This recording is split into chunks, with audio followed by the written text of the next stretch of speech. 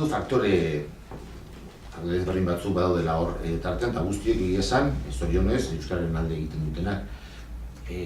Bata da, gizarte sensibilizazioa gero handiagoa dela, eta sensibilizazio hori heldu da, baita ere, epaitegietara eta justizia administraziora.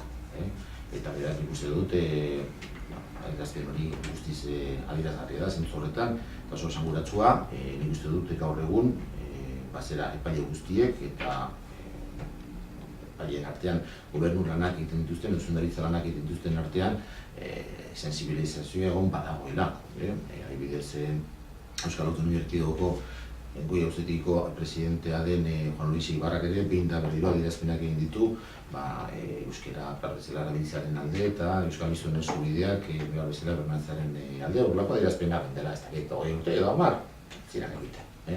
Beraz, sensibilizazioa gehitu egin da eta hori oso pozgarria da.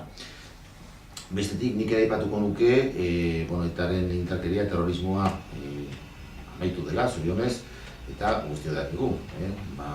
Indarkeria horren biktimak eta helburuak epaile guztia zirela. Eta horrek berarekin ekarri zuen besteak beste, dela gutxira arte gertatu dena izan da, mugikortasun handia, alegia epaile izatea Euskadin oso arriskutsua zen, kasualitatea bezala, eta asko kalzuten neurrian, salde egiten zuten, beste destino batzuetara.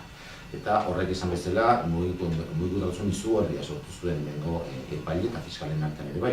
Gaur egun aldiz, esango nuke kasi kontrakoa gertatzen dela.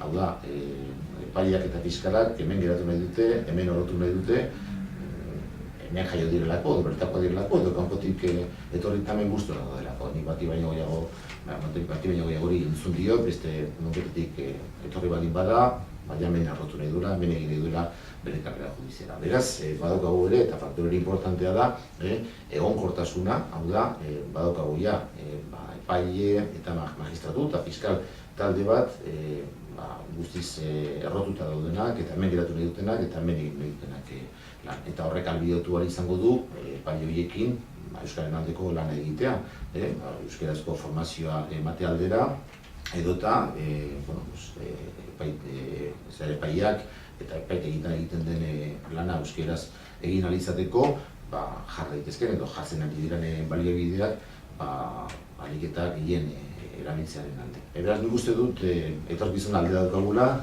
badaudela hainbat faktore euskara erabiltzearen alde egiten ari direnak, baina nola nahi ere lan handia egin behar da, lan bikaina egin behar da, baina guztia euskaraz ekimena edo epaile egiten ari den lana guztiz txalogarria da.